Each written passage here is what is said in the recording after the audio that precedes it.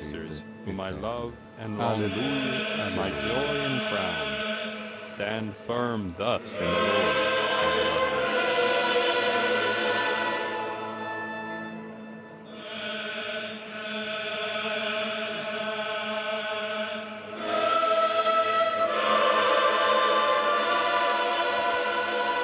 O diácono levará em procissão o Evangelho até o ambão, onde irá comunicá-lo.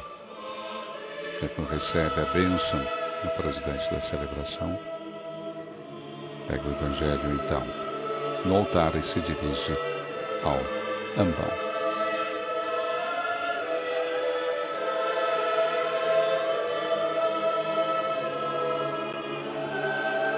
A pensar que há menos de uma semana o Papa Francisco estava aí, na Praça São Pedro, dando a sua bênção no domingo de Páscoa, já bastante debilitado, sequer ali com fôlego de ler as mensagens, mas não só deu a sua bênção de Páscoa, mas se aproximou de fiéis, passou ali bem pertinho dos milhares e milhares de fiéis que estavam no Vaticano para a cerimônia, né, para justamente todo o festejo da Páscoa no domingo. E agora, antes talvez de... Hoje é sábado, então completando esses 7 dias, o mesmo local agora abriga a sua missa de corpo presente.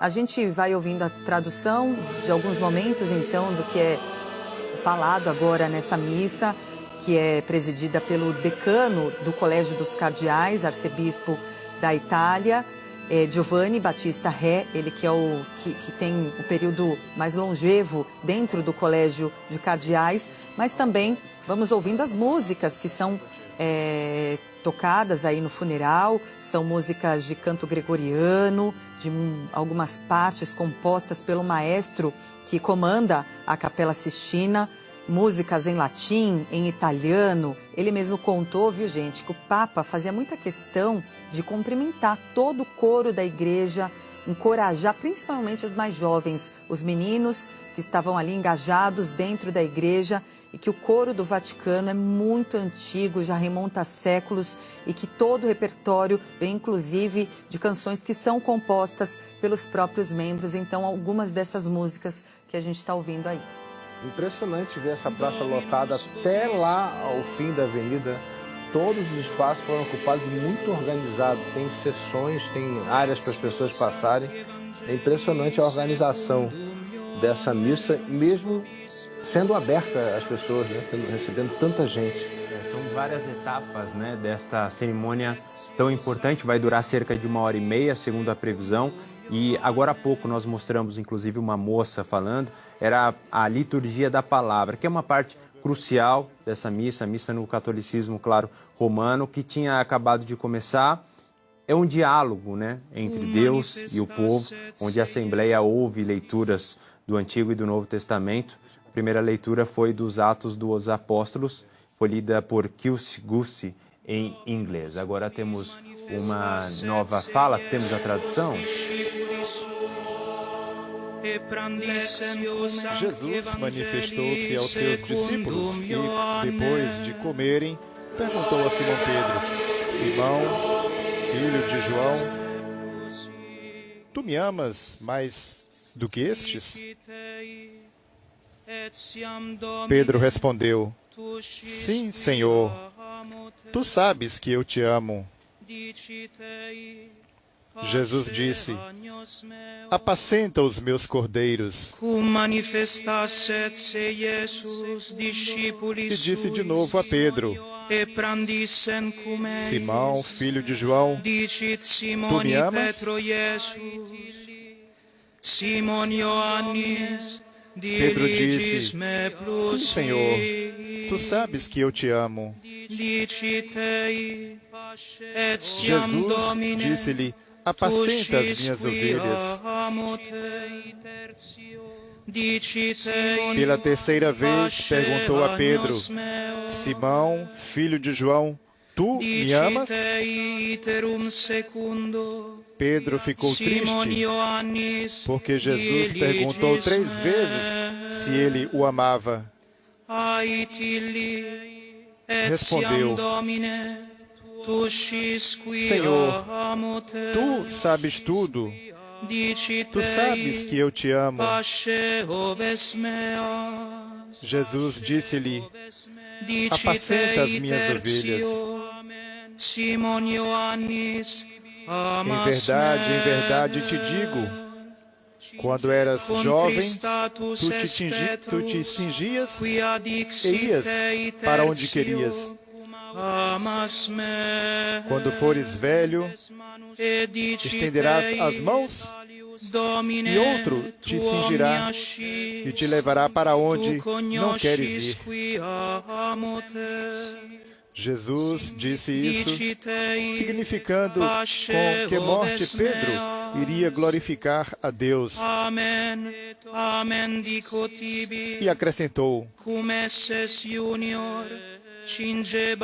Bom, a gente vai acompanhando o rito dessa missa de corpo presente do Papa Francisco, trazendo um pouco dessa mensagem dos textos dos apóstolos, da carta de São Paulo aos Filipenses e do Salmo 22, 23, que é o Salmo, né, do meu Senhor é meu pastor e nada me faltará. Na homilia, que provavelmente a gente vai acompanhar daqui a pouco, o arcebispo da Itália, que preside essa missa, Batista Re, deve falar sobre a vida, os feitos também do Papa Francisco, e pode ser também, a gente tem que ficar atento aqui, se nessa mensagem, ele que não vai participar da votação do conclave, porque já tem idade avançada, se ele talvez poderá mandar recados aos cardeais, que esses sim participarão do conclave, sobre o perfil então que a Igreja busca para o próximo pontífice. Agora, informação de agora, viu? Rodrigo João acaba de subir a estimativa de público presente agora na Praça São Pedro, nesse sábado ensolarado por lá, 200 mil pessoas, isso sem contar pessoas que estão no trajeto e também já aguardando lá na Basílica de Santa Maria Maggiore, onde o corpo será sepultado. Eu diria que só não tem mais, Patrícia, porque não cabe. E porque também é difícil chegar lá, porque você lembra que no Rio o Papa reuniu 3 milhões de pessoas para uma missa. Né, a gente fazia outro dia a comparação com Lady Gaga, que vai reunir um pouco mais de 1 milhão. 1,7, ele reuniu 3,7 milhões. É uma potência. Foi a maior aglomeração de pessoas para uma apresentação, um evento, não só religioso, até musical, em Copacabana.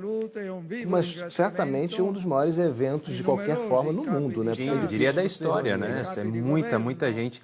Não é fácil você unir tantas pessoas, mas a religião é muito capaz disso, mas sobretudo a figura, né, de Francisco, que naquele momento tinha acabado de ser escolhido como Papa e trazia um grande respiro, né, à Igreja Católica. Curiosa essa imagem que a gente estava vendo até agora ali do Donald Trump sozinho, ele um pouco isolado ali na frente, sem nenhum assessor. É uma imagem rara do Trump, né?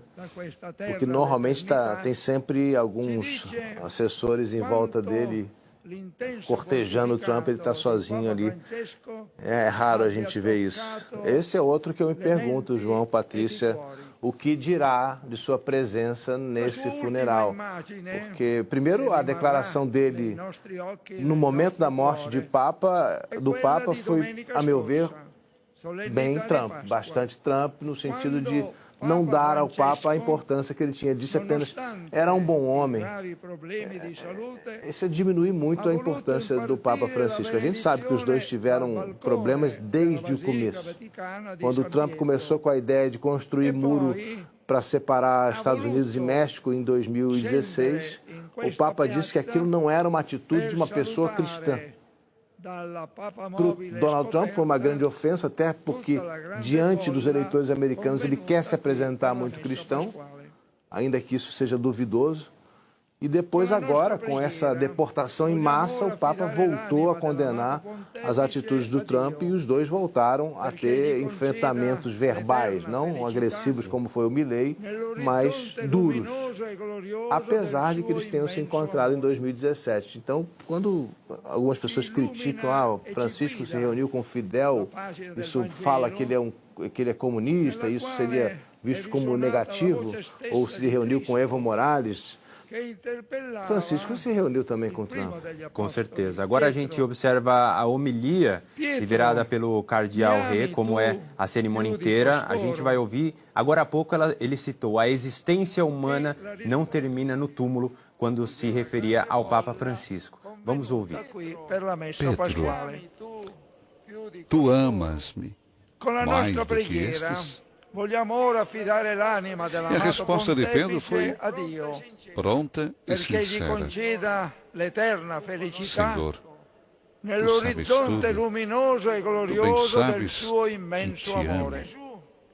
E Jesus confiou-lhe a grande missão: apacenta as minhas ovelhas.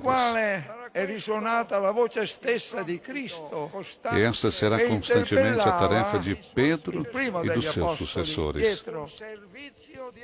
Um serviço de amor na senda do Mestre e Senhor Jesus Cristo. E la risposta di Pietro fu pronta e sincera. Papa Francesco, Signore, ha scelto di percorrere. Apesar da sua fragilidade nessa reta final e do seu sofrimento, Papa Francisco escolheu percorrer esse caminho de entrega até o último dia da sua vida terrena. Seguiu as pegadas do seu Senhor, o bom pastor, que amou as suas ovelhas até dar a própria vida por elas. E fê-lo com força e serenidade junto do seu rebanho, a Igreja de Deus. Nonostante la sua finale fragilità e sofferenza, quando, em 13 de março de 2013, o cardeal Bergoglio foi eleito pelo conclave para suceder ao Papa Bento XVI, trazia consigo os anos de vida religiosa na companhia de Jesus e, sobretudo, vinha enriquecido pela experiência de 21 anos de ministério pastoral na Arquidiocese de Buenos Aires, primeiro como bispo João, você auxiliar, falava agora há pouco sobre como no cristianismo essa não é a nossa única existência, ao contrário, é agora que começa a vida eterna. Mas isso não era consenso no tempo de Jesus. Eu acho importante lembrar, para a gente se situar historicamente, 2000 anos atrás, a ideia da ressurreição foi um dos problemas de enfrentamento de Jesus e de seus seguidores com o poder dominante no judaísmo da época, que eram os saduceus, que era uma linha judaica dos saduceus que comandavam o templo. Eles não acreditavam na ressurreição, ao contrário, eles acreditavam no que dizia o Eclesiastes, que é vindos do pó e voltando ao pó. Era uma única vida e por isso, naquele judaísmo daquela época e também de hoje, era preciso ser bom nessa existência, até porque ela era a única que você tinha. Então são entendimentos diferentes. Já os fariseus acreditavam, aqueles que enfrentavam Jesus, eles acreditavam na ressurreição, mas nunca na ressurreição do corpo.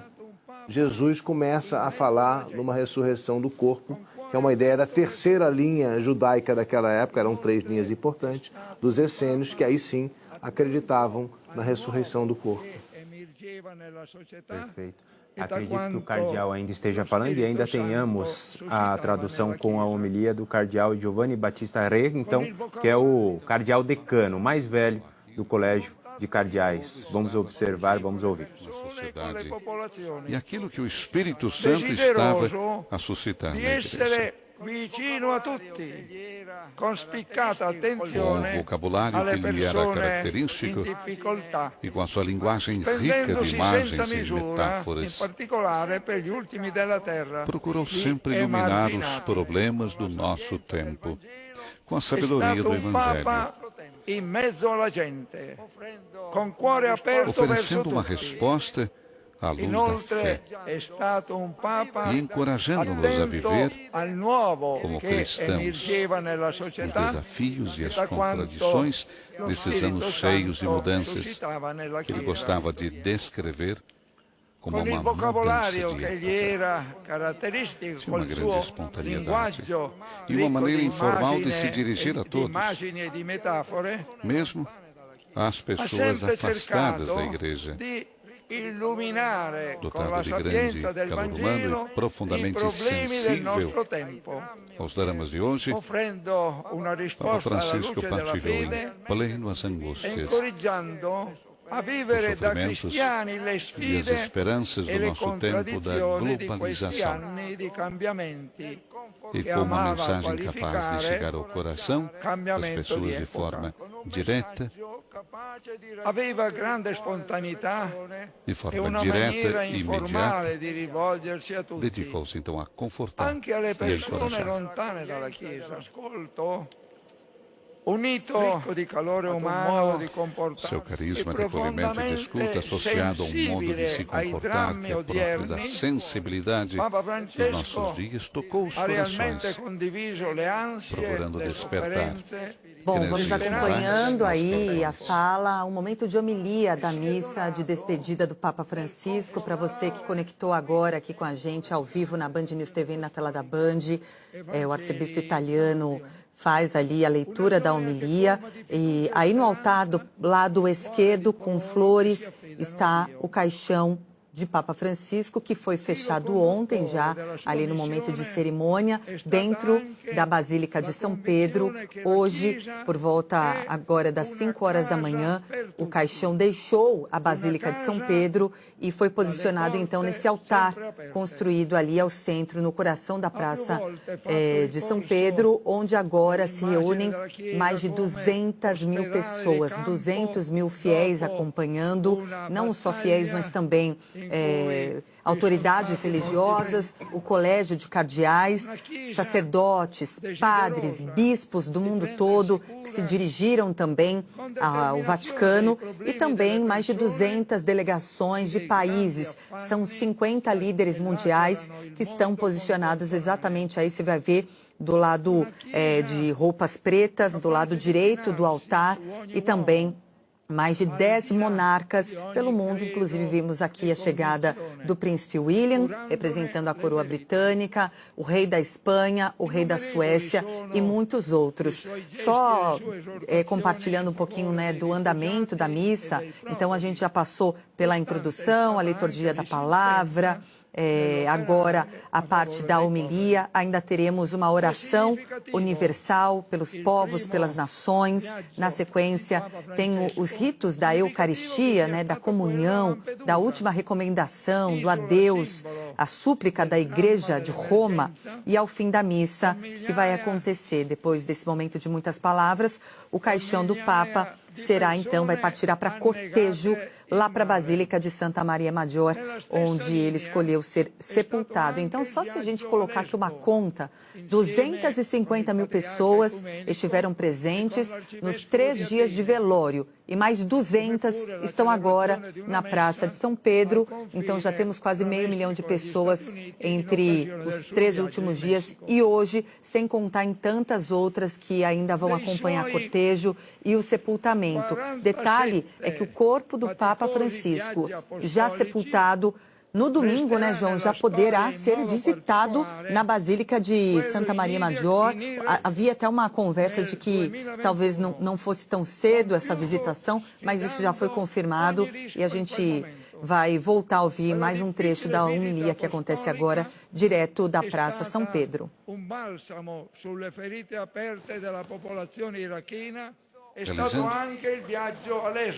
Com o desafio de todos os riscos, essa difícil visita apostólica foi um bálsamo para as feridas do povo iraquiano, que tanto tinha sofrido com a ação desumana do Estado Islâmico. Foi uma viagem importante também para o diálogo interreligioso. Outra dimensão relevante do seu trabalho pastoral. Com a visita apostólica a 4 nações da Ásia e Oceania em 2024, o Papa chegou à periferia mais periférica do mundo. Papa Francisco sempre deu centralidade ao Evangelho da Misericórdia, sublinhando repetidamente que Deus não se Un'altra cansa de nos dimensione perdoar. rilevante questa della sua opera Ele perdoa pastorale. sempre, seja qual for a situação Con la de quem visita pede perdão apostolica del e regressa ao bom 2024 caminho. a 4 nazioni dell'Asia E ele quis então um jubileu extraordinário da il misericórdia, Papa ha raggiunto destacando que la a periferia misericórdia più é o più coração periferica do del mondo. Evangelho. Papa Francesco ha sempre Misericórdia messo al centro e alegria do il Evangelho Vangelo são della duas misericordia, palavras-chave do Papa Francisco. sottolineando ripetutamente che Dio non si stanca di perdonare. La cultura, Em contraste com o que ele qualunque designou sia por la cultura do situazione di descarte, chi chiede perdono e falou da ritorna cultura do sulla retta encontro, via. da E per cultura questo volle subito il solidarietà. giubileo straordinario della misericordia, mettendo in luce o tema da che la fraternidade misericordia atravessou todo o il seu cuore del pontificado Vangelo. com tons vibrantes. Misericordia e Na sua gioia carta del encíclica Vangelo sono Fratelli due Tutti, parole chiavi di Papa pretendeu Francesco, reanimar a aspiração mundial à in contrasto fraternidade, con quello che ha definito porque la todos cultura somos filhos do dello mesmo scarto. Pai que está Ha nos céus. parlato della cultura dell'incontro, Com força della cultura recordou-nos della muitas vezes solidarietà, que todos pertencemos à il tema mesma poi família della humana. fraternità ha attraversato ninguém se tutto il salva suo sozinho. pontificato con toni vibranti. Em Nella lettera 2019, enciclica Fratelli Tutti ha durante voluto a viagem aos far Emirados Árabes rinascere Unidos, un'aspirazione Papa mondiale Francisco assinou alla documento fraternità. sobre a fraternidade Perché humana Tutti em i prol da figli paz del medesimo mundial Padre e da che convivência sta nei comum, cieli. evocando a Com comum forza paternidade Ha de Deus. spesso ricordato che apparteniamo tutti Dirigindo-se alla a homens e medesima mulheres de todo o mundo, famiglia umana e che nessuno na si sua salva carta da solo. encíclica Laudato Si, chamou a atenção para os 2019 deveres e a durante il viaggio corresponsabilidade negli Emirati em Arabi relação à Uniti, casa comum. Papa Francesco ha firmato il documento sulla di fronte fraternità umana all'infuriare di la pace mondiale Perante o e la eclodir de convivenza tantas comune, guerras dos últimos anos, ricordando com horrores desumanos, inúmeras mortes e destruições, rivolgendosi agli uomini e alle Papa donne di tutto Francisco il mondo con levantou l'enciclica incessantemente a Laudato sua Si, voz, ha implorando a richiamato paz l'attenzione sui e doveri convidando e sulla responsabilità nei riguardi alla ragionevolezza, convidando à sensatez, all'onesta trattativa a uma di negociação fronte honesta all'infuriare di para tante encontrar guerre di soluções questi anni, possíveis, porque con a guerra, orrori dizia disumani ele, e con innumerevoli é morti somente e morte de distruzioni. pessoas, Papa destruição de casas, Francesco destruição de incessantemente hospitais e ha escolas. elevato la sua voce A guerra implorando deixa la sempre o pace, mundo pior do que estava. invitando A guerra deixa sempre o mundo pior do que estava. invitando alla ragionevolezza, Para todos, invitando é sempre para all'onesta todos trattativa uma per trovare le derrota dolorosa soluzioni e possibili. trágica. Perché la guerra, diceva, Construir la guerra è pontes e não solo muros. morte di É uma persone, exortação que ele repetiu muitas vezes. distruzione di case, E o serviço da distruzione di fé, ospedali e di como scuole. sucessor do La apóstolo guerra Pedro, lascia esteve sempre sempre una sua unido ao impressione. serviço do homem La guerra lascia sempre il em mondo todas as suas peggiore dimensões. di come era precedentemente. In unione spirituale è per tutti, con tutta la cristianità, una Em união espiritual dolorosa com toda a e comunidade tragica cristã, sconfitta. estamos aqui em grande número a rezar pelo Papa Francisco, Costruire ponti para que Deus o acolha na non imensidão muri. do seu amor. è un'esortazione Papa che egli ha più Francisco volte ripetuto. costumava concluir os seus È il discursos e servizio encontros di fede dizendo: come successore dell'Apostolo Não se esqueçam Pietro, de è rezar stato por mim. sempre congiunto al servizio dell'uomo in tutte le sue dimensioni. Ora, caro Papa Francesco, Agora, in querido unione Papa spirituale, con tutta la pedimos-vos cristianità, que noi rezeis siamo por qui nós. numerosi a pregare per Papa Francesco, perché Dio lo accolga nell'immensità del suo amore. Papa Francesco soleva abençoeis concludere i a suoi igreja, discorsi e abençoeis anche Roma, i suoi incontri abençoeis personali o mundo dicendo, inteiro, non como fizestes no dimenticatevi domingo di passado, pregare per me. do balcão central desta Ora, basílica. Num último abraço a todo o povo ora, de Deus, mas caro também, Papa idealmente, Francesco, também a humanidade chiediamo toda a que te procura di pregare a per verdade noi de coração, sincero e e segura, ti chiediamo a chama da esperança.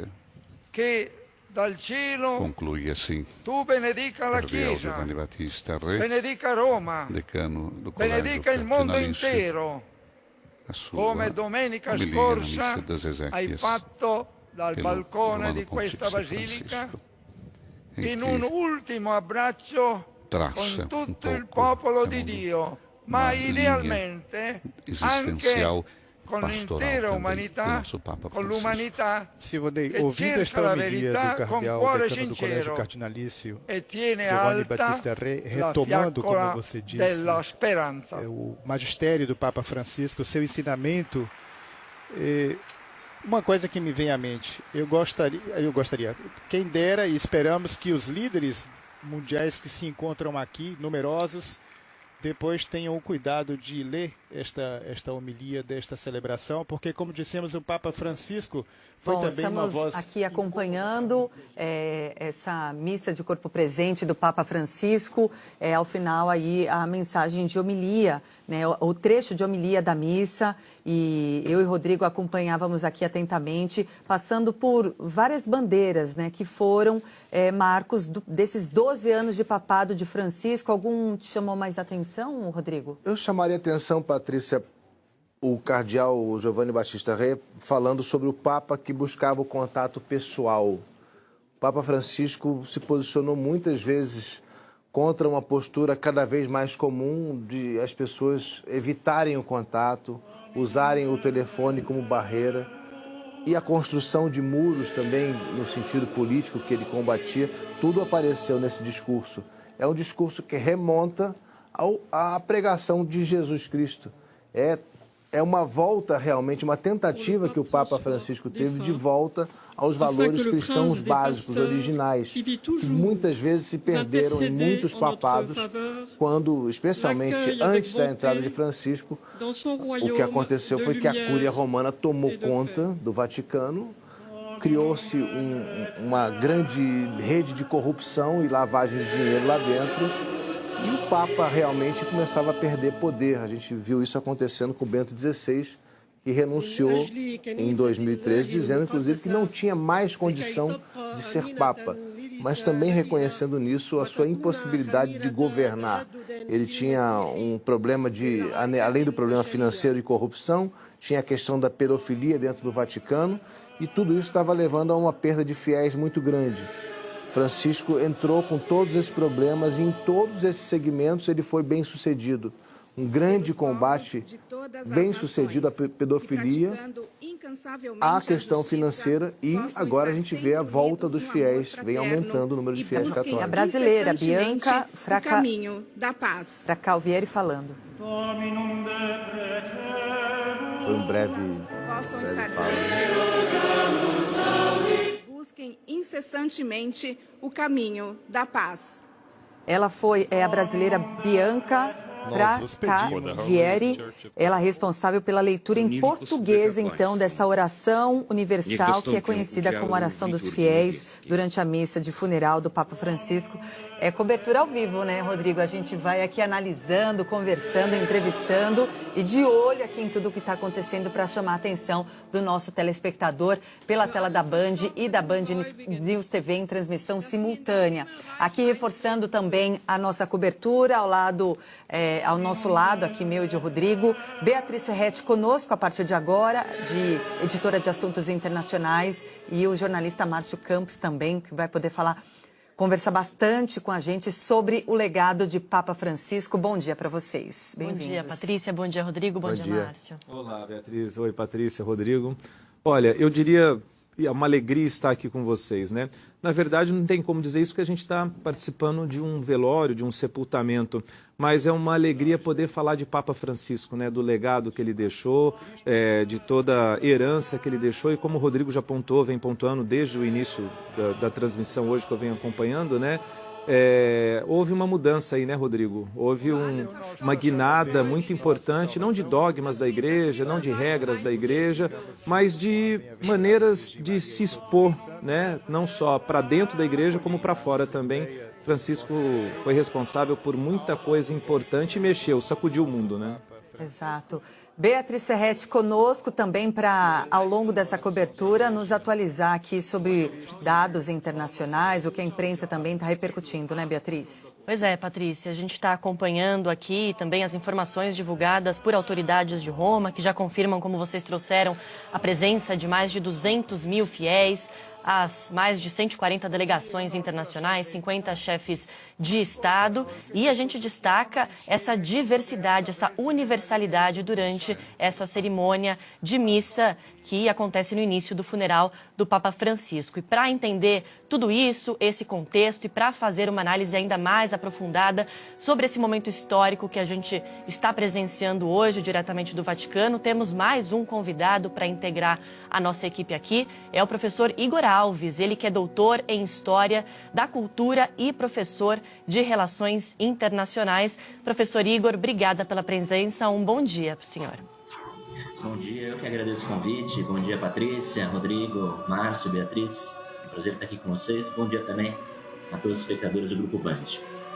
Professor, eu queria falar com o senhor primeiro sobre justamente essa diversidade que estamos presenciando, né, nessa missa. Olha, 6 orações dos fiéis estão sendo lidas em francês, árabe, português, polonês, alemão, chinês. Há pouco a gente acompanhou a fala da brasileira participando. O que tudo isso representa a partir do legado deixado pelo Papa Francisco? Olha, eu acho que essa é uma característica fundamental pregada pelo próprio Papa Francisco durante todo o seu papado, que é exatamente a universalidade da Igreja.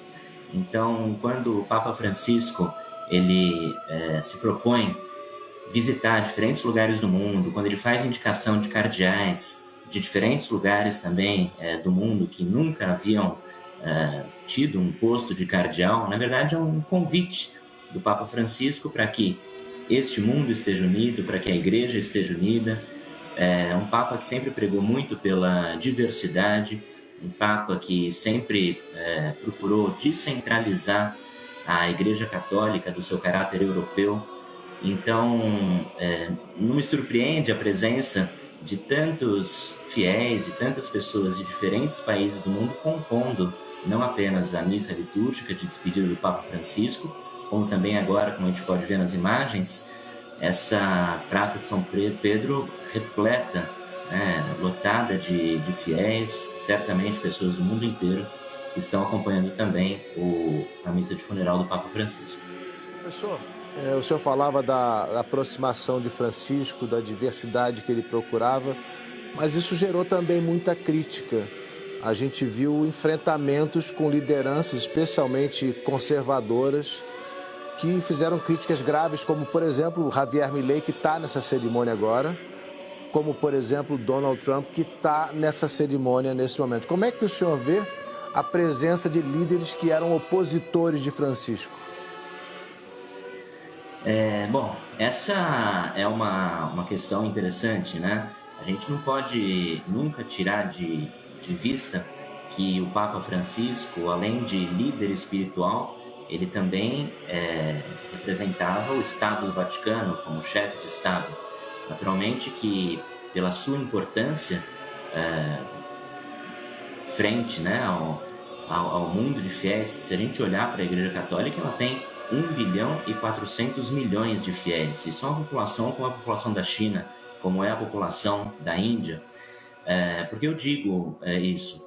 Porque essa presença desses chefes de Estado numa missa fúnebre do Papa Francisco, ainda que não tivessem convergência e fossem bastante opositores ao pensamento progressista do Papa Francisco, é uma busca de, primeiro, marcar território no próprio Estado do Vaticano e passar uma mensagem para o mundo. Olha, estamos aqui, estamos no Vaticano acompanhando essa cerimônia.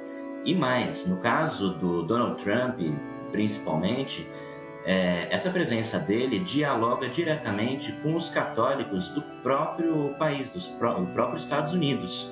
Vale lembrar que o grupo de católicos nos Estados Unidos é bastante amplo. Naturalmente que os Estados Unidos é composto por uma maioria de pessoas protestantes, mas o número de católicos é bastante grande. Se não me engano, 1/5 da população norte-americana se declara católica. Então, por mais divergente que seja, né, a posição de Donald Trump em relação ao pensamento reformista do Papa Francisco para a Igreja Católica e as suas ações mais progressistas em relação a acontecimentos mundiais, a presença do Donald Trump busca dialogar também e diretamente com a própria população norte-americana.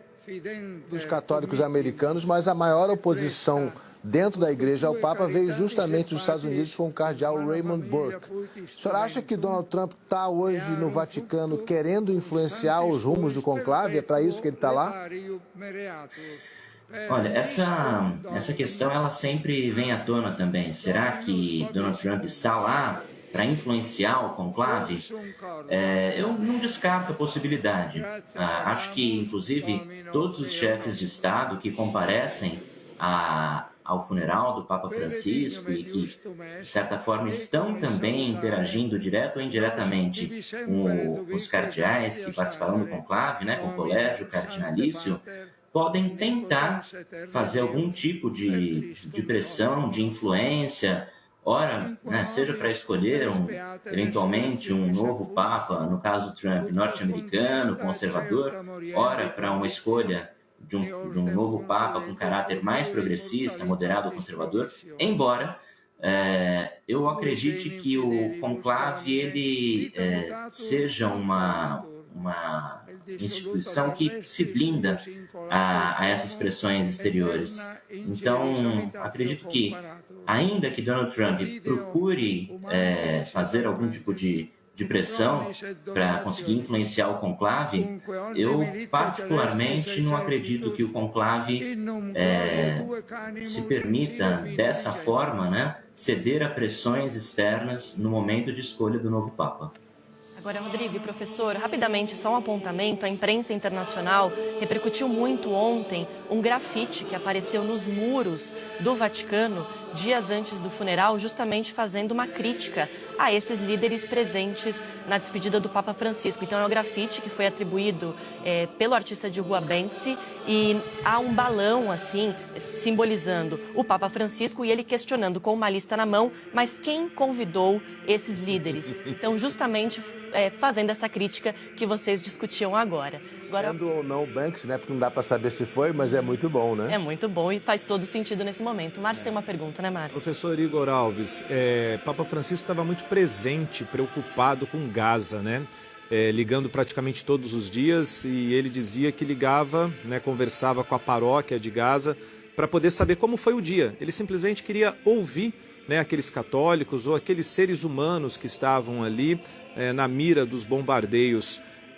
Mas qual a opinião que o senhor tem em relação à mensagem que ele passava em relação a isso? Porque houve uma conturbação muito grande, muitos dizendo que Francisco era do lado de Gaza, contra Israel, mas qual era a postura realmente de Francisco ao ligar para Gaza, ao querer ouvir, né, aqueles fiéis, no caso os católicos, e não só os católicos, mas os outros que estavam em Gaza também? Israel publicou uma nota de condolência, depois retirou, né, Rodrigo, que viveu em Israel, acompanha bastante a política lá de Israel. Mas, enfim, Francisco estava preocupado como um pastor, mas como é que o senhor vê isso na relação diplomática dessa presença e preocupação com Gaza?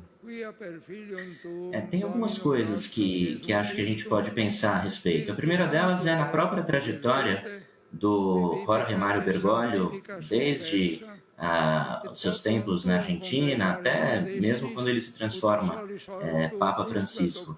Ele sempre foi muito sensível a questões sociais, ele sempre foi muito sensível às comunidades mais vulneráveis. Então, naturalmente, quando ele acompanha a situação de Gaza, é uma preocupação, acredito que fidedigna, da sua personalidade, uma preocupação com aqueles mais vulneráveis de Gaza que estão passando por situações de guerra muito complicadas. Em relação ao papel diplomático do Papa Francisco, eu também gostaria de ressaltar que ele foi um Papa que dialogou muito bem com as mais diferentes religiões do mundo. Um Papa que era muito respeitado, inclusive, por diferentes grupos religiosos, né, diferentes comunidades religiosas. Então,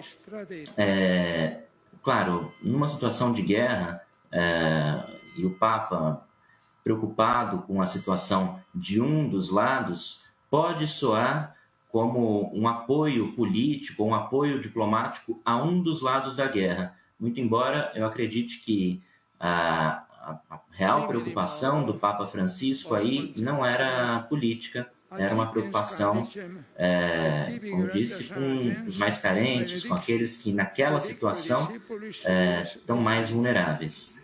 Óbvio que Israel também teve um número grande de pessoas que sofreram e que ainda sofrem com a situação da guerra, mas ele olha para Gaza como aqueles que são, nesse momento, os deslocados, aqueles que estão vivendo numa condição mais próxima à pobreza essa que o Papa Francisco sempre levou muito em consideração.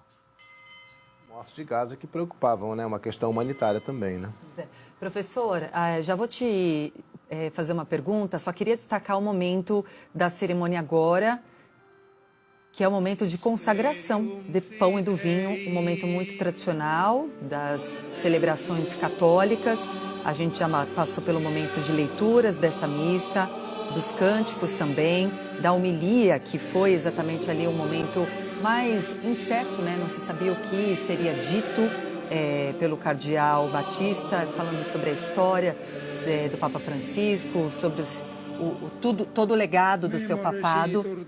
Agora, então, a consagração do pão e do vinho, e ainda teremos ali a troca de gestos de paz, comunhão, momento de silêncio e, enfim, a gente vai acompanhando todos os ritos dessa celebração de despedida, onde o caixão do Papa Francisco, em alguns momentos você vai observar, está ali ao lado, então, do celebrante, o cardeal, o decano, o participante mais longevo do Colégio de Cardeais, ele que preside essa missa. Você vê ali, ó, ao lado, com muitas flores, do lado esquerdo do altar, então, o caixão do Papa Francisco nessa missa de corpo presente.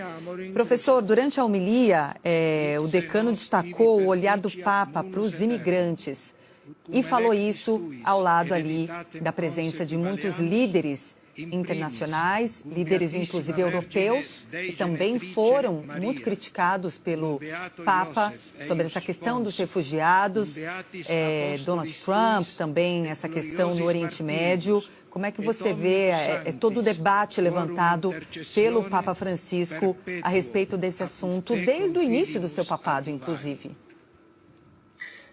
O Papa Francisco sempre muito preocupado com as questões dos refugiados, como também com as questões do meio ambiente, né? Outro ponto que acaba recebendo uma série de críticas de algumas lideranças políticas internacionais.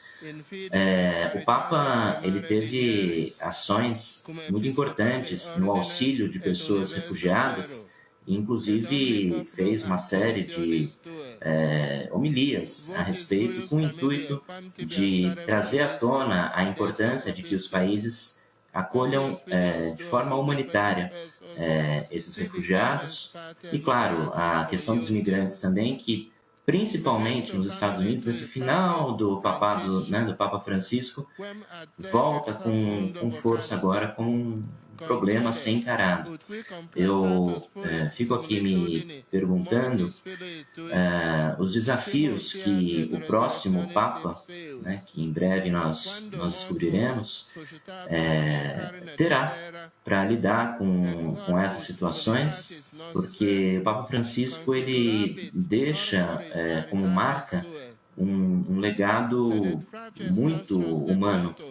Então, o próximo Papa vai ter um desafio grande e acho que vai ter que enfrentar altas expectativas dos fiéis e também da comunidade internacional, que provavelmente vai cobrar do Papa um posicionamento em relação a esses assuntos. O carisma do Papa que vai pesar sobre o próximo. É difícil vir um Papa tão carismático. E as comparações inevitáveis, né? Inevitáveis, Infelizmente, não tem jeito, mas é importante saber o que cada um precisa fazer no seu tempo, né? Porque cada Papa viveu um tempo diferente, então muitas vezes também a sociedade ou os próprios fiéis não conseguem entender, né, o tempo de cada Papa, né? A conjuntura, né, de cada Papa. Cada um viveu de uma maneira diferente por causa do seu tempo, né? E agora o Papa enfrentando um momento cada vez mais desafiador no mundo, né? Com polarizações políticas, com redes sociais, com fake news. Então, tudo isso também se torna um desafio moderno. Inteligência artificial que incomodava o Papa Francisco. E que, inclusive, mau uso da o Papa Francisco foi vítima de inteligência artificial, assim que aquelas imagens... fotografias falsas são criadas na inteligência artificial. O Papa apareceu de blusa, lembra? De jaqueta moderna. Ainda bem que ele não viu o que está acontecendo agora, porque tem imagens na internet de Papa encontrando com Jesus no céu, criadas por animadas, né? Parece ele realmente. Eu acho... aberração, talvez, para ele. Absurdo, porque você está criando imagens que nunca aconteceram, nem vão acontecer, e colocando isso no imaginário das pessoas. Começa a virar meio que verdade, as pessoas começam a se acostumar com isso. Então é muito ofensivo você gerar uma imagem de uma pessoa morta numa situação que ela não viveu. Eu acho grave e era disso que o Papa falava também. Agora, eu tenho uma dúvida, eu queria ouvir de vocês, que entendem muito do assunto conclave. Conversei com o Márcio essa semana sobre isso, queria também te ouvir, Rodrigo, e o professor. Todos esses assuntos que a gente trouxe à tona aqui, questão das guerras, questão migratória, inteligência artificial, fake news, polarização, tudo isso é discutido nos bastidores pelos cardeais durante o conclave? O professor está com a gente? Sim, sim. Olha, esses assuntos todos, eles certamente entram no debate do conclave, mas talvez indiretamente. A questão inicial, ou a questão base que deve ser tratada no conclave é, a partir deste mundo em que estamos vivendo, a partir das situações conflituosas, das crises humanitárias, crise ambiental, a crise da tecnologia, né? Esses assuntos que a gente está trazendo à tona. A partir disso, qual de nós cardeais é aquele que vai ter a melhor atuação para conduzir a igreja para o lugar em que desejamos? Então, acho que o principal dos debates é, primeiro, que igreja que esses cardeais, neste momento, enxergam e desejam? Qual é a função dessa igreja, passado o papado de Papa Francisco? E mais importante do que isso, a partir de agora, vamos fazer uma revisão do que foi o papado de Francisco, vamos ver os fiéis, né, o número de fiéis da igreja. Professor, a gente faz? Eu peço só um minutinho, porque há pouco a gente teve aqui a oração do Pai Nosso. Vamos ver se a gente ainda consegue pegar um trechinho dessa oração final agora aos fiéis, só para aproveitar esse momento importante dessa celebração. Olha, o cumprimento, então, pela paz. Seria interessante olhar os... Momento bonito, é um momento entre os fiéis, muito cristão, porque remete a Jesus, né? Você cumprimentar o seu vizinho, você dedicar um momento de atenção ao próximo. Quer dizer, para quem que ele está virando, cumprimentando Emmanuel Macron. Eu sei que o Macron fosse beijar o Trump. Olha lá, o Zelensky está meio sem aperto agora de mãos. Tá vendo o Zelensky? Está no cantinho esquerdo ali. Né? Aliás, dessa imagem, a imprensa internacional, não sou só eu que vi, viu, Rodrigo? Já chamando atenção para o Trump ser talvez um dos poucos com terno não preto. Tá com terno azul. E como ele bronca no Zelensky lá pela roupa, agora devia tomar uma bronca, então. O Zelensky tá todo de preto ali, não só gravata, como camisa, como terno. E como o Trump, a posição desses líderes, eles foram posicionados de acordo com a ordem alfabética, o Trump ficou na primeira fileira. E esse azul tá destoando demais. A imprensa internacional já tá chamando a atenção, viu?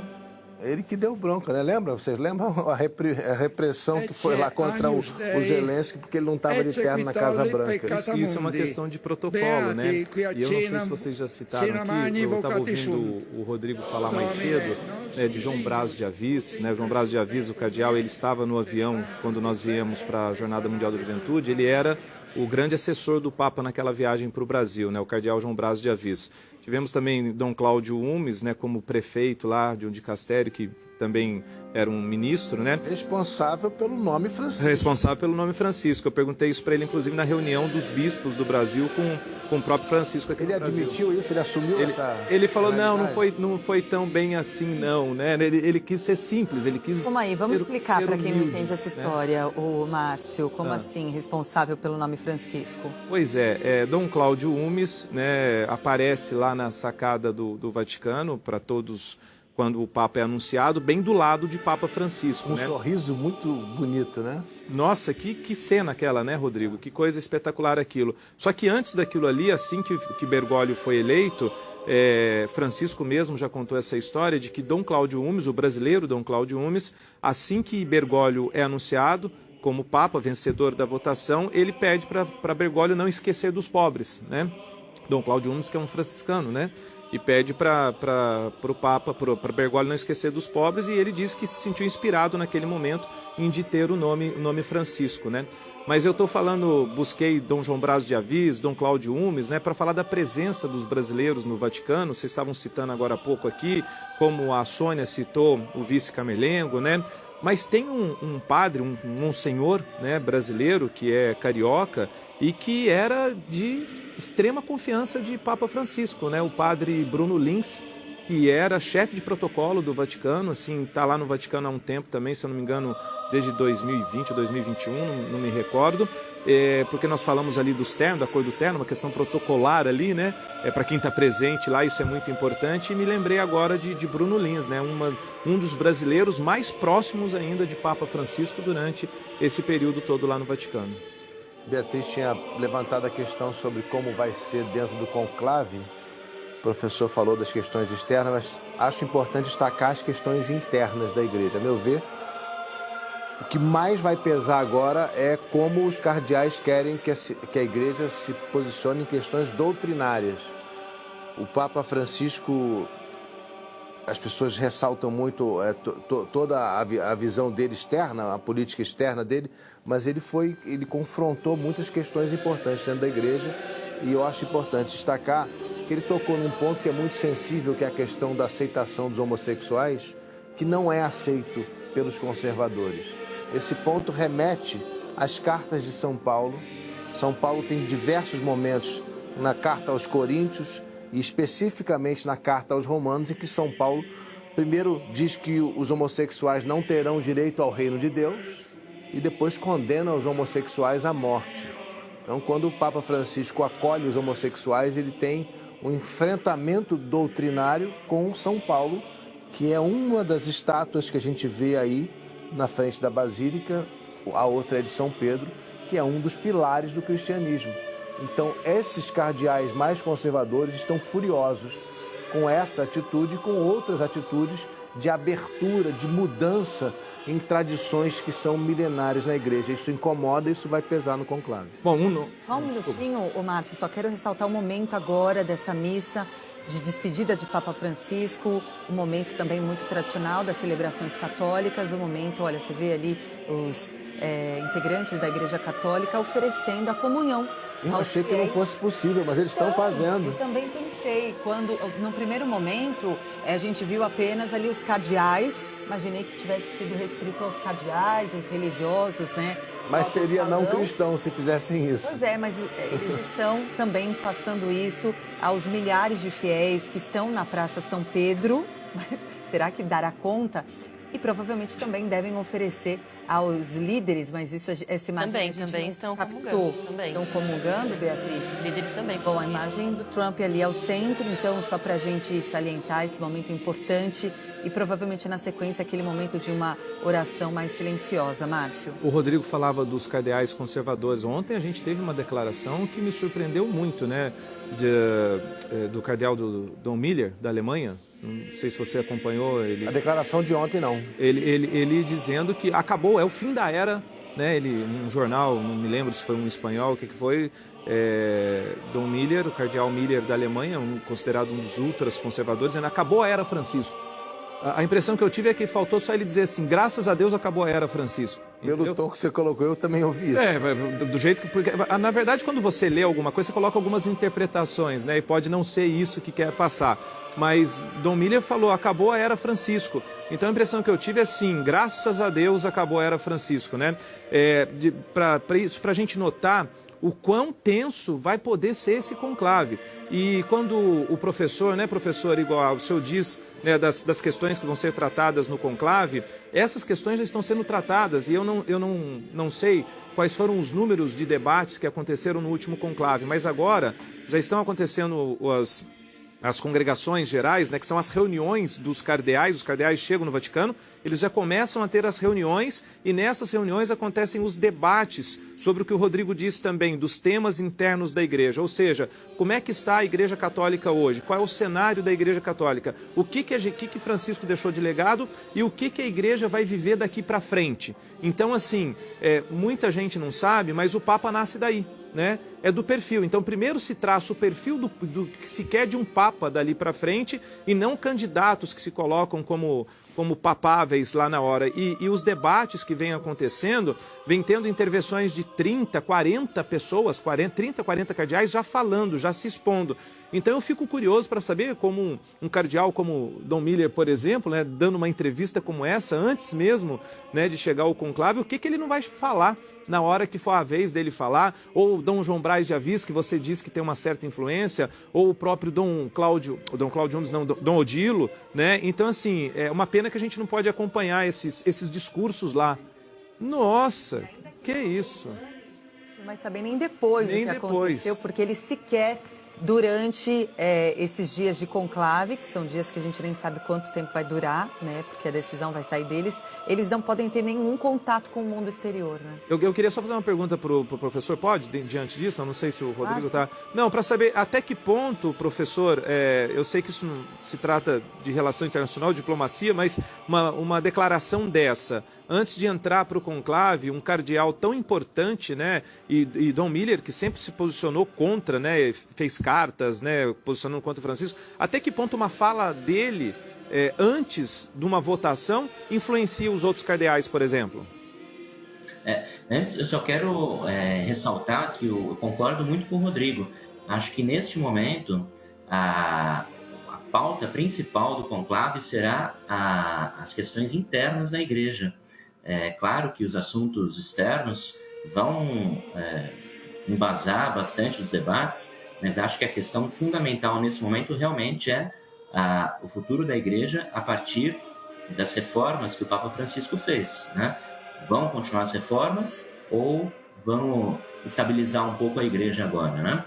Em relação a essa outra pergunta, Márcio, sempre que uma liderança, né, publicamente dá o seu parecer, ela está marcando um território. Então, de certa forma, essa fala do cardeal procura acionar os seus conchavos, né, conservadores, justamente para já marcar um território. Olha, se a comunidade internacional está esperando que elejamos, né, um novo Papa Francisco, um Francisco II, não vai ser bem assim. Temos aqui um grupo de cardeais que são de uma ala conservadora, que não estão de acordo com aquilo que o Papa Francisco fez na Igreja nos últimos anos, as reformas progressistas do Papa Francisco, e que, portanto, haverá frente no conclave para um debate, né, para realmente verem se o perfil será de um progressista, de um conservador ou de um moderado. Então é uma forma de marcar território, né? Dizer, olha, estamos presentes e faremos aqui frente ao que foi feito por Francisco. O senhor falou, professor, em conchavo. A palavra conchavo quer dizer a mesma coisa do que conclave. Ou seja, o conclave é um grande conchavo no fim das contas, né, professor? Conchavão, né? Eles vão se trancar lá e vai haver muitos conchavos. Professor Igor Alves, ele que é doutor em História da Cultura e professor de Relações Internacionais, a gente quer muito agradecer a sua presença e as suas explicações. Até uma próxima. Obrigado, professor. Eu que agradeço.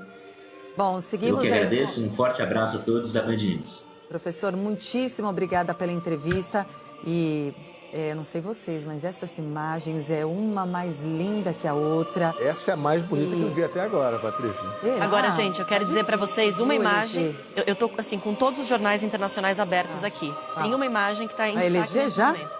Nesse momento, Trump dando as mãos para Macron. Então, assim, no momento da paz de Cristo. A gente viu esse momento ali. Né? Exatamente. É essa imagem que estampa agora a imprensa internacional. No momento da paz de Cristo, todos os olhos estavam voltados para Donald Trump para ver de quem ele iria apertar a mão. Não foi muito eufórico esse aperto de mão, não, viu? Foi. Parece até aquela mãozinha meio mole, sabe? Meio frouxa. Não foi muito firme, não. E aí, em meio a essas articulações políticas, inclusive, né, Beatriz, já foi confirmado o encontro de Zelensky com o próprio Trump. A gente sabe, né, de como um encontro desse mundial também acaba movimentando as articulações políticas mundiais, até por temas que foram levantados pelo Papa ao longo desses 12 anos.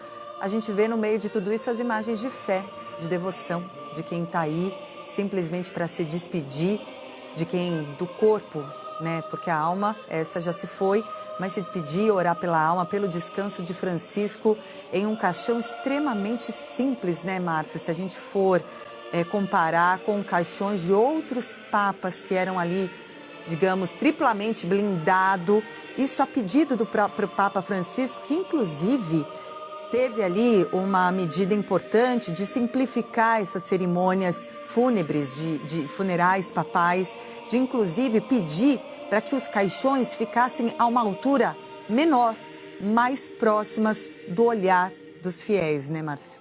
E Francisco, Patrícia, ele viveu surpreendendo a gente até depois da morte, né? E uma das surpresas para mim, quando o Vaticano divulgou, Rodrigo, o projeto do túmulo dele, né? E dizendo ali só Franciscos, né? Só o nome Francisco, mas teve um detalhe ali do túmulo, de onde ele vai ser sepultado, que me chamou muita atenção. Ele pediu para deixar evidente a cruz peitoral dele. Então aquela cruz que aparece bem no centro do túmulo dele é a réplica da cruz peitoral dele. Que não é de ouro. Que não é de ouro, que ele não mudou depois que ele foi eleito e que tem um detalhe que poucas pessoas, assim, é pouco debatido a cruz peitoral, o símbolo, o significado da cruz peitoral de Francisco. Na cruz peitoral dele, aquele crucifixo dele, ele leva o bom pastor. O bom pastor é a primeira imagem que se tem notícia. Jesus Cristo, lá no passado, nos primeiros séculos depois da existência de Jesus, ele era retratado dessa maneira, como o bom pastor, né? E quem é o bom pastor? O bom pastor é aquele, no crucifixo de Francisco está bem retratado isso, né? Onde você tem várias ovelhas espalhadas e ele tem uma ovelha em cima do pescoço dele. Ou seja, o que Francisco fazia? Francisco ia atrás daquela ovelha que estava precisando de ajuda. Até me emocionou com isso, viu? Francisco ia atrás da ovelha que estava precisando de ajuda. Quem estava precisando de ajuda? Os mais discriminados, né? Os menos favorecidos, aqueles que eram renegados, a periferia do mundo. Gente, me desculpa, eu estou arrepiado aqui, porque eu me emociono de falar disso. Eu quero fazer uma ponte do que você está falando e vou jogar para o Rodrigo, porque eu assisti o documentário produzido pelo Rodrigo. Muito bom, parabéns. Um de nós, em que você fala justamente, você conta. E aí eu queria fazer uma relação de por que Francisco não voltou à Argentina. Seria justamente pegando esse apelo de que outras pessoas tinham prioridade nesse mundo da ajuda do Papa? Tem 3 questões que eu diria que são importantes para ele não voltar à Argentina. Primeira é ele ter dito isso, olha, eu não sou o Papa dos argentinos, eu vou à Argentina se a minha missão me levar até a Argentina, se eu precisar ir até a Argentina. Segundo, ele dizia, muita gente cobrava dele, dizia não tem agenda, não entrou na agenda. Mas isso é condizente com o que eu acabei de falar, não entrou na agenda porque não tem uma necessidade de ir.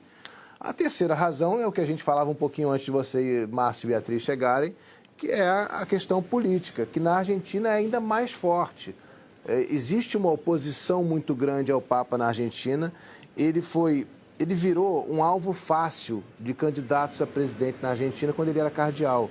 Então, todos os últimos presidentes, praticamente, incluindo a Cristina Kirchner, atacaram Francisco quando ele ainda era o cardeal Bergoglio na Argentina, por sua atuação mais à esquerda, por uma sua atuação primeiro contra a ditadura, depois a Kirchner, que é de esquerda, atacou ele dizendo que ele não salvou 2 padres jesuítas, criou uma fake news, dizendo como se ele tivesse entregue esses jesuítas à fogueira. Então, eu conversando com os argentinos, pessoas comuns na rua, você vê gente que chora de tristeza, poxa, eu queria tanto que ele tivesse vindo à Argentina, e vê gente que diz que bom que ele não veio, porque aqui ele não é muito bem-vindo, ele é um cara que a gente não gosta muito, as pessoas mais conservadoras da Argentina. Só um esclarecimento também, muita gente começou a dizer, ele escolheu ir ao Brasil e não foi na Argentina. Gente, esquece isso. Tava na agenda. Foi uma baita coincidência a primeira viagem de Francisco ser o Brasil, né? Porque Bento XVI já tinha assumido o compromisso de vir ao Brasil na jornada, né?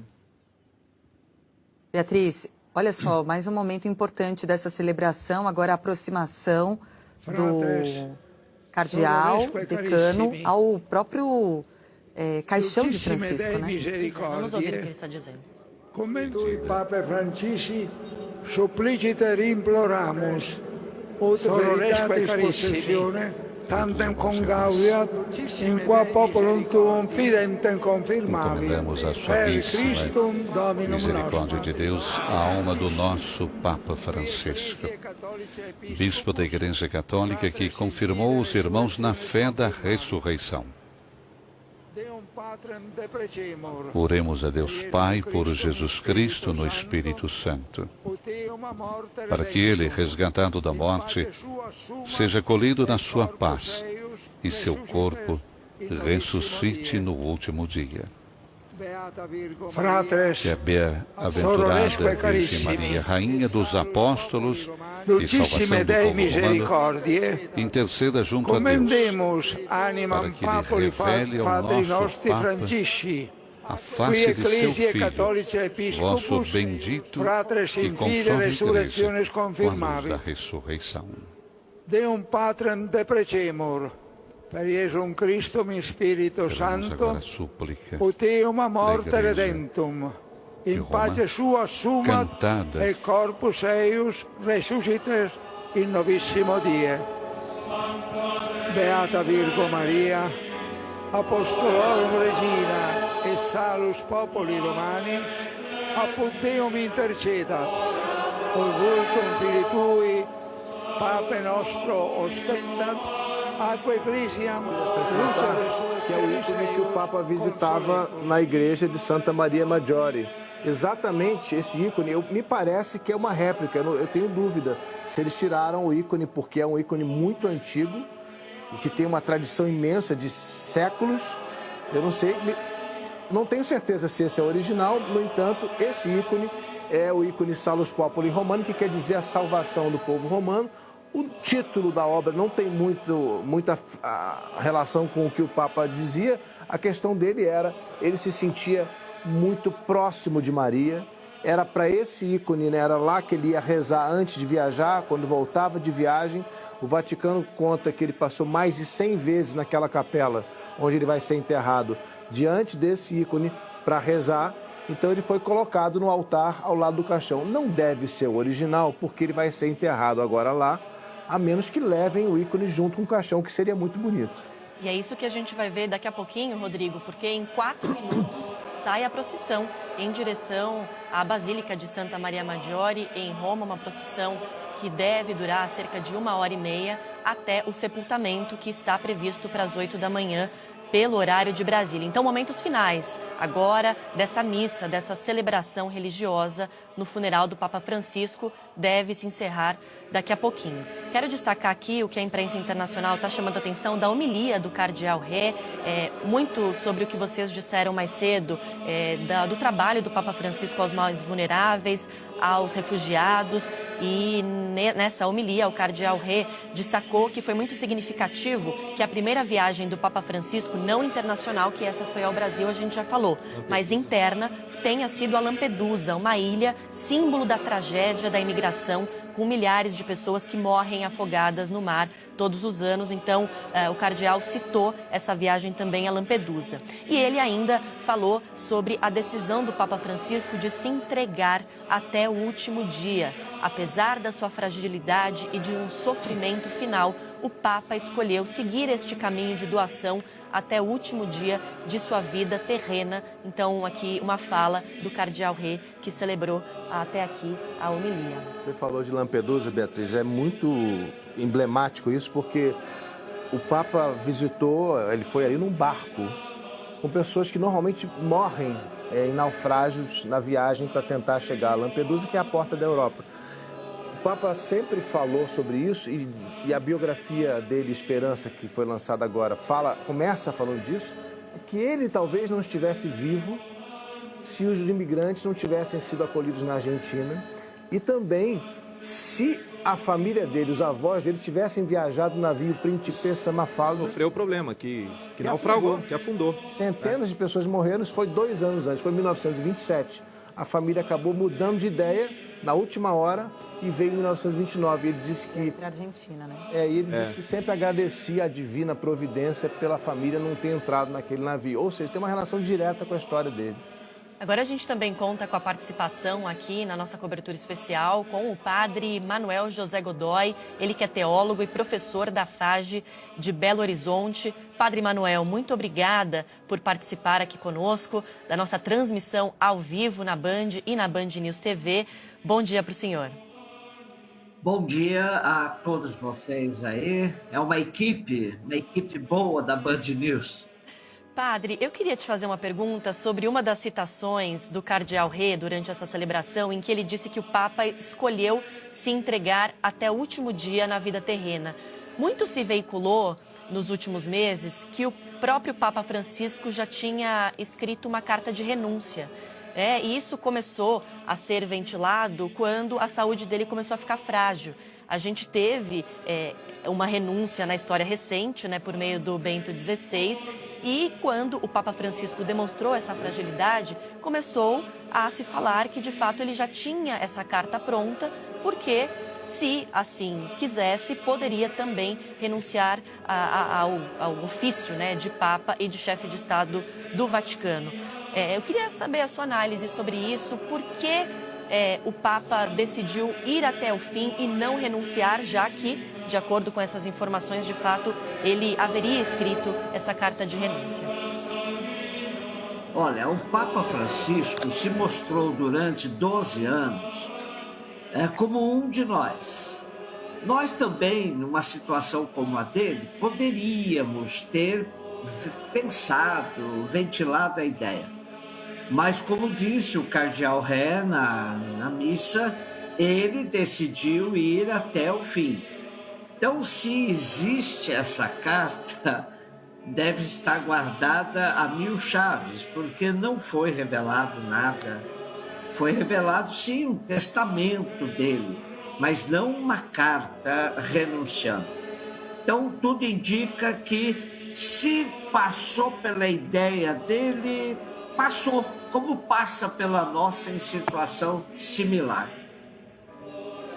Padre, eu quero chamar a atenção até para algo que eu assisti no documentário preparado pelo Rodrigo Alvarez, aqui pela Band, a TV Aparecida também, falando um pouquinho sobre como o Papa trouxe a questão da participação das mulheres dentro da Igreja Católica. E me surpreendeu muito, assistindo o documentário do Rodrigo Alvarez, saber que o Papa acabou elegendo a primeira mulher como prefeita de qual cargo dentro do Vaticano, o Rodrigo?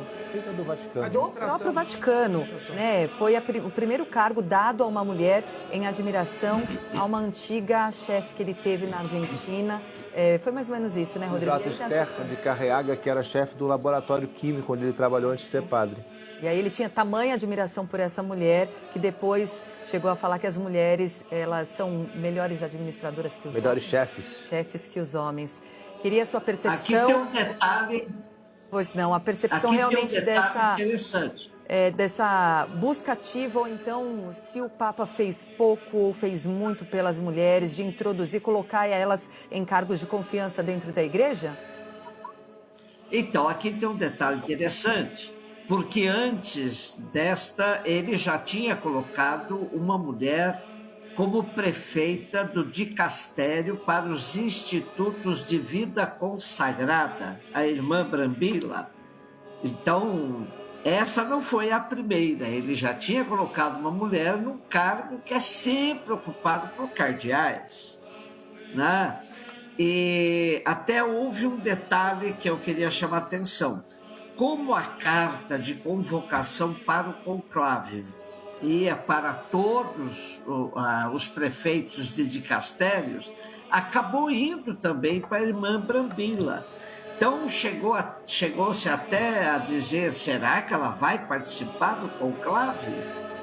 Então é impressionante, sim, a presença das mulheres no pontificado do Papa Francisco. Ele gostaria, seguramente, até de ter avançado mais.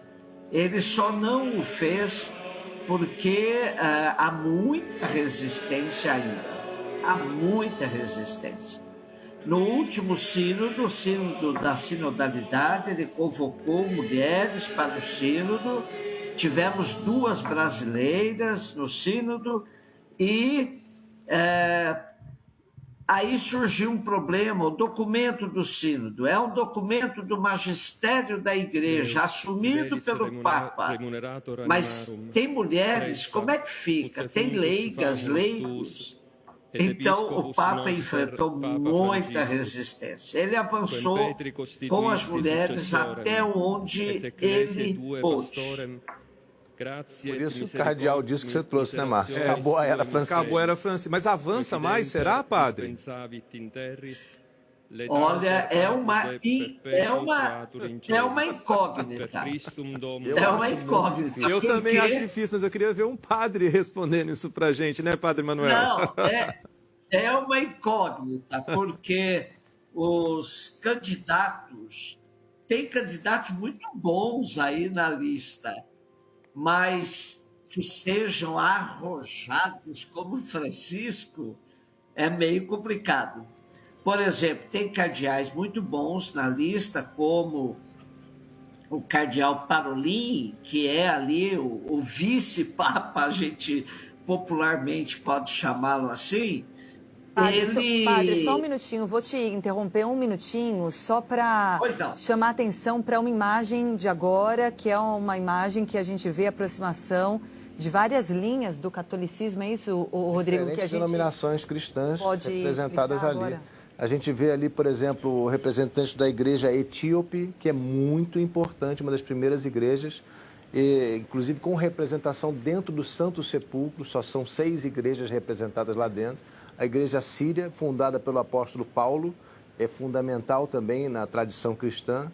Igreja de Constantinopla, todo o rito oriental está representado ali nesse momento, né, com essa entrada desses patriarcas das igrejas do Oriente. É interessante lembrar que o cristianismo, quando começou, não existia um pontificado, não existia um único papa. Aliás, o único chamado papa era o de Roma. Existiam, naquele primeiro momento, 5 patriarcados muito importantes. O patriarcado de Roma, o patriarcado de Alexandria, que foi fundado, inclusive, antes do patriarcado de Roma, segundo a tradição de Alexandria, o patriarcado de Antioquia, fundado pelo próprio apóstolo Paulo, o patriarcado de Jerusalém, uma continuação da congregação de Jesus, que começou com a liderança de Tiago, apresentado nos evangelhos como irmão de Jesus, e depois Quando surgiu o Império Bizantino, veio o Patriarcado de Constantinopla, que começou a disputar com Roma a primazia. Então, nos primeiros séculos, até muito tempo, inclusive, Constantinopla e Roma disputavam esse posto de principal patriarcado. Aliás, chama atenção, não é o Pierre Batista, mas me lembrou o Pierre Batista, que era o patriarca de Jerusalém até recentemente, um dos candidatos, né, considerados a Papa. Mas eles estão representados aí, inclusive, com outros patriarcados. Quero chamar a atenção aqui a gente estava falando há pouco sobre essa movimentação diplomática dos líderes que estão aproveitando também o momento do funeral do Papa para ter encontros, para discutir questões políticas, geopolíticas. A imprensa internacional acaba de confirmar que o presidente da Argentina, Javier Milei, vai se reunir com a primeira-ministra da Itália, Giorgia Meloni. Os dois líderes que têm o mesmo alinhamento político são muito próximos, então ainda hoje, depois do sepultamento, também deverão ter esse encontro. Vamos voltar a palavra para o padre Manuel José Godoy, que estava falando sobre a sucessão de Francisco e citou um nome que está liderando as casas de apostas para o próximo pontificado, o cardeal Pietro Parolin, que era o secretário de Estado do Vaticano. É considerado um dos favoritos, mas é aquilo que a gente sempre fala em cobertura papal: quem entra papa, sai cardeal. Pode não ser Parolin, né, padre? Claro, pode não ser Parolin. Há vários candidatos, né, que estão aí na disputa, vamos dizer assim. Nós dizemos sempre que o Espírito Santo é que escolhe o Papa. E acho que é bom chamar a atenção que o Espírito Santo age por meios concretos, através de pessoas humanas. Então, é normal que haja debate, reflexões entre os cardeais para ver aquele que responde melhor para esse momento na igreja. As correntes dentro da igreja são várias. A gente, às vezes, reduz a duas, mas são várias. Então, continuidade ou não continuidade de Francisco depende muito dessa escolha agora. Eu, particularmente, tenho visto com muita simpatia um dos nomes que não é tão citado, que é um cardeal norte-americano, Robert Francis Prevost. Prevost é um prefeito de um dicastério importante na Curia Romana, muito próximo a Francisco, e eu acho que se fosse um Prevost seria continuidade maior do que o Parolin, né? Mas há uma tendência. O que significa, né? É muito interessante. Para essa conjuntura. Padre Manuel, me desculpa, o senhor estava falando sobre a conjuntura, né? Por causa de Trump, enfim, dessa influência externa.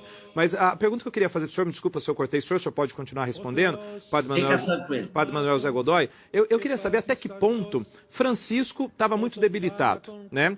Ele sabia, né, a situação de saúde dele. Mesmo sabendo a situação de saúde dele, ele se expunha, não tinha quem dissesse para ele ficar 3 meses em casa, que ele não ia ficar. E ele ainda fez essa, entre aspas, despedida no domingo de Páscoa, né? Que coisa inacreditável.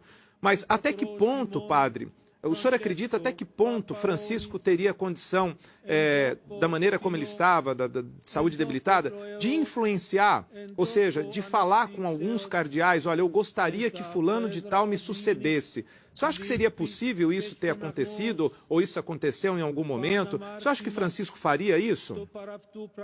Não, creio que não.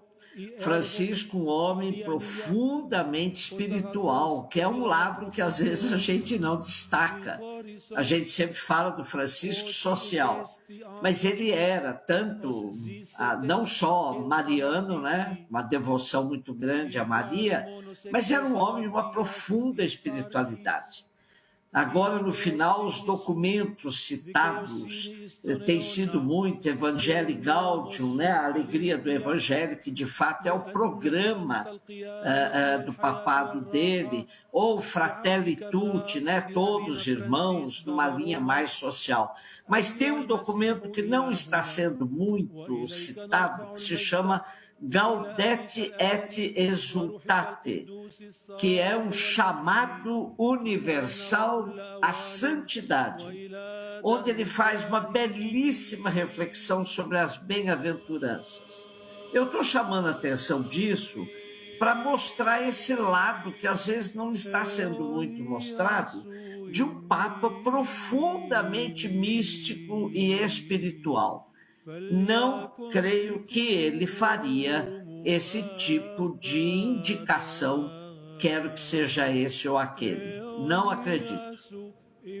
Só um comentário rápido aqui. Olha, eu estou ficando realmente emocionado, porque eu vivi em Jerusalém há muito tempo, vendo essas igrejas todas unidas, todos esses representantes do cristianismo de rito oriental, prestando homenagem ao Papa. Isso não aconteceria com outros papas, não é uma questão... Aliás, Rodrigo, perdão. Não aconteceria porque em outros momentos havia um cisma. A gente está falando a gente comecei falando que eram patriarcados diferentes no começo, depois houve uma união, daí a ideia de católica, né? Católicos, que vem do grego, né? A igreja universal, aquela que é de todos. Mas depois houve um cisma no século XI muito grave. Essas igrejas se separaram. Todas essas que estão aí juntas agora, um dia foram parte da igreja católica e depois cada uma foi seguindo a sua tradição. Não todas, mas quase todas elas. E agora é bonito ver que eles estão prestando homenagem ao Papa. Sabe o que me chama a atenção? Obviamente, as imagens são sempre muito impactantes, né? Além de toda a história que também traz assim o peso histórico, são as vestimentas, uma diferente da outra, de cada representante, enfim. E aí eu me lembrei aqui de mais um ponto que traz a simplicidade que foi exercida pelo Francisco, pelo Papa Francisco, até os seus últimos dias, né? Ele buscou esse nome para falar sobre a sua simplicidade. E aí eu me lembrei de um caso, quando eleito cardeal, ao invés de pedir roupas novas, a qual teria todo o direito, pediu apenas para ajustar a roupa do seu antecessor. Qual seria a necessidade de comprar uma nova? Imagina, eu uso a do meu antecessor, fazem aí seus ajustes e tá tudo certo. E ele, logo quando assumiu o seu papado, falou que seria assim. Mas realmente essa promessa foi cumprida até os últimos dias, vendo essa imagem aí do seu próprio caixão, que ele pediu que fosse mais simples que dos últimos papas, que tinha ali 3 camadas e tal, e dessa vez apenas de madeira com uma cruz simples, assim como ele começou o seu papado. O Rodrigo citou uma coisa muito interessante, eu acho isso muito curioso, que quando eu estive lá em Jerusalém, né, na Basílica, na igreja onde está o túmulo de Jesus, né, aí o padre me explicou, o padre lá, não me recordo o nome dele, mas me explicou, ó, aqui é cuidado por tal igreja, esse ponto da Basílica é responsabilidade de outra igreja. O Rodrigo citou isso é muito interessante, né, Rodrigo? Porque a gente vê as igrejas cristãs, cada uma lá responsável por uma parte de onde Jesus teria sido crucificado, onde estaria ali o ponto da cruz de Jesus, né, e dos outros 2 ao lado dele, uma outra parte administrada por outra igreja cristã. Etíopes, armênios, isso é muito sírios, interessante. Né? Então, assim, as igrejas cristãs são algumas que são responsáveis por aquela... Não há um dono, né? Não há uma igreja dona. Mas isso aí dá briga também, Márcio. Pois é. Já deu até morte no passado, tá? Pois é, mas hoje a gente vê esse diálogo sendo construído, né? E por isso que eles estão ali, né? Francisco fez isso, conseguiu fazer isso, né? Vamos ouvir um pouco da cerimônia. Há pouco o cardeal abençoou o caixão do Papa com água benta e agora há o momento do incenso. Vamos ouvir.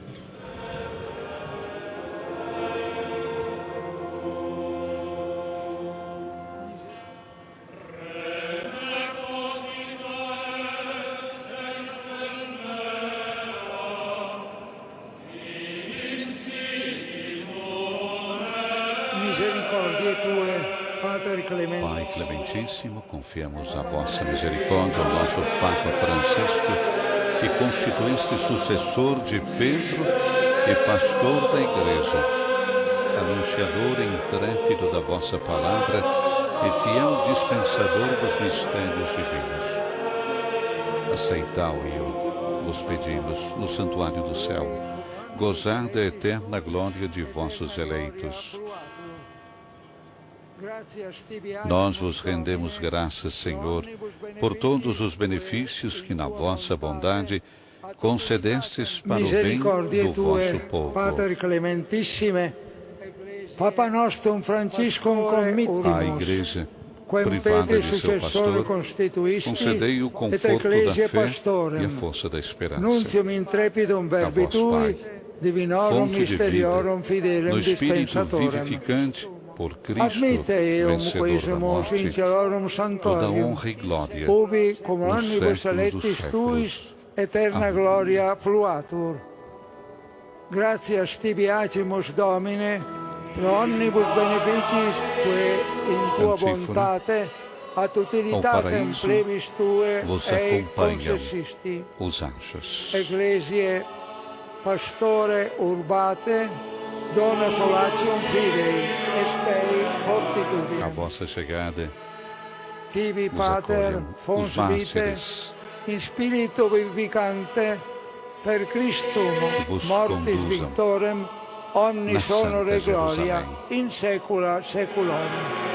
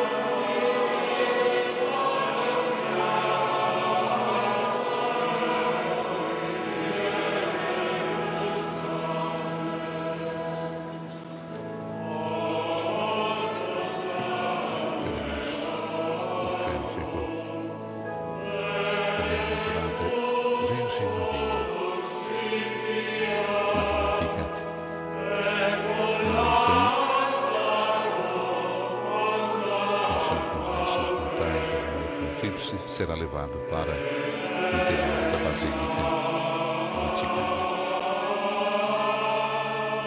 Espontaneamente brota um aplauso de toda a Praça São Pedro ao longo da Via da Conciliação. São mais de 200 mil fiéis presentes nesta manhã de sábado, na missa Ezequiel do Papa Francisco. Dor misturada com alegria, alegria do Evangelho.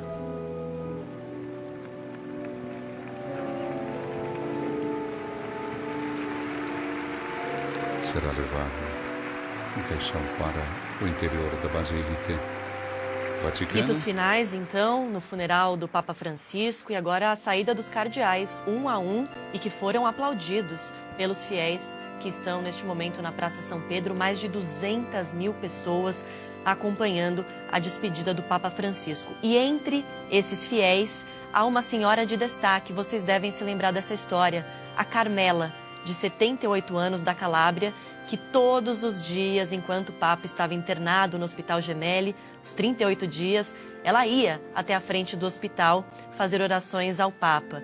E no primeiro pronunciamento dele, da janela ainda, se dirigindo aos fiéis e agradecendo pelas orações, ele mencionou essa senhora que carregava um buquê de flores amarelas e no meio da fala do Papa, ele agradeceu e falou: a senhora com as flores amarelas, muito obrigada. Ela ganhou muita repercussão internacional e hoje, Rodrigo, ela está ali na Praça São Pedro acompanhando o funeral. Foi praticamente só isso que ele disse aquele dia. Não tinha muita força, mas ele fez questão de agradecer a ela.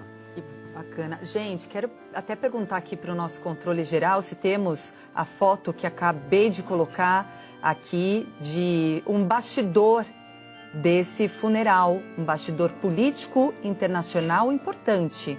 Dentro da Basílica, antes do início da cerimônia, essa imagem, Beatriz. Donald Trump e o presidente da Ucrânia, Volodymyr Zelensky, é uma foto que foi compartilhada pela própria presidência ucraniana e mostram os dois líderes sentados dentro da Basílica, conversando antes do início do funeral. Uma imagem que chama atenção porque eles estão tratando da guerra, justamente que foi pauta do Papa Francisco nos últimos anos de vida, pedindo um cessar-fogo entre Rússia e Ucrânia, e Donald Trump age como um intermediador, tentando colocar Ucrânia e Rússia para sentar e conversar, pressiona pelo cessar-fogo.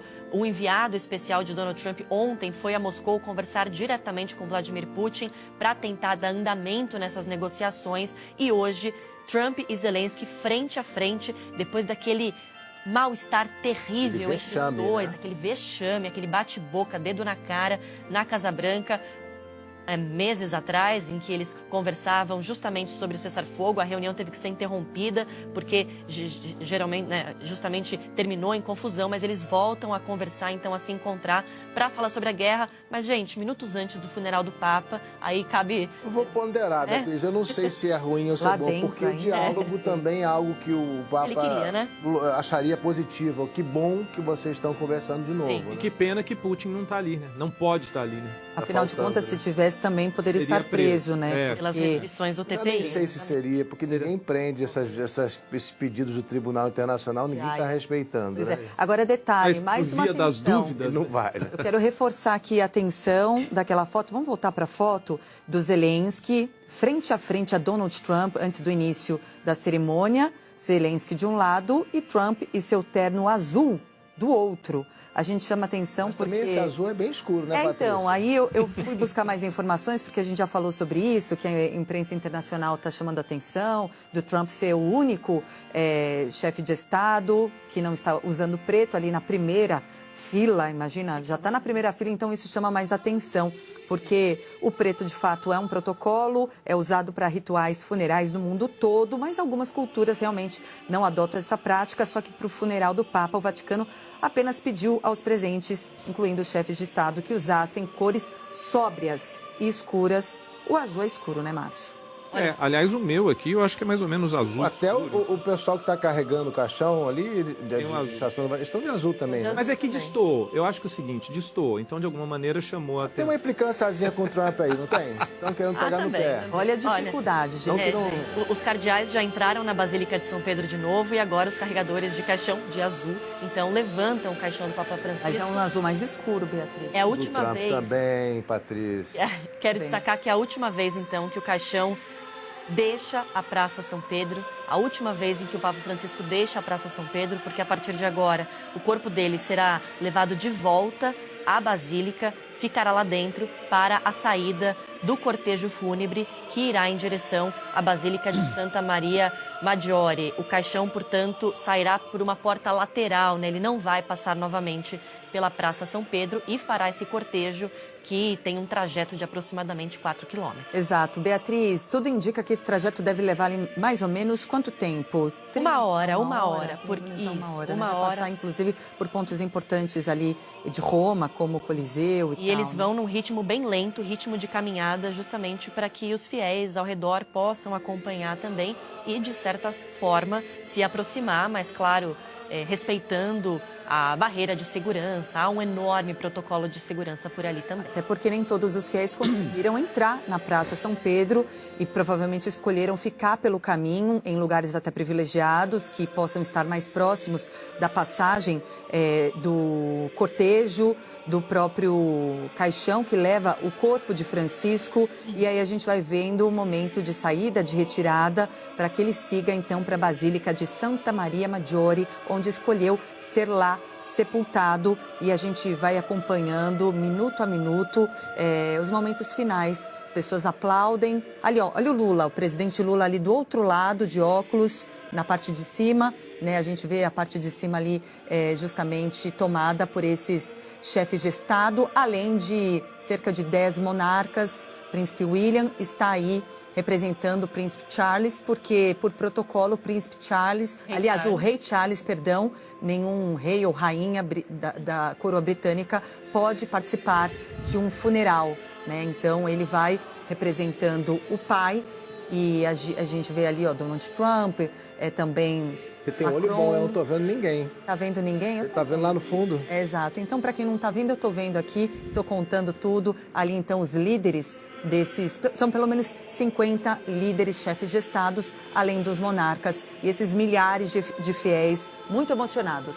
Esse banner, esse cartaz que a gente viu aí, fala do Escolas, que é muito interessante porque é uma fundação criada pelo Papa Francisco quando ele ainda era cardeal na Argentina, que depois que ele virou Papa se multiplicou. Quando eu fui gravar o documentário agora, eu conversei com um amigo, realmente muito amigo do Papa, o José Maria del Corral, que foi a única pessoa que o Papa convidou para a posse dele, que veio da Argentina.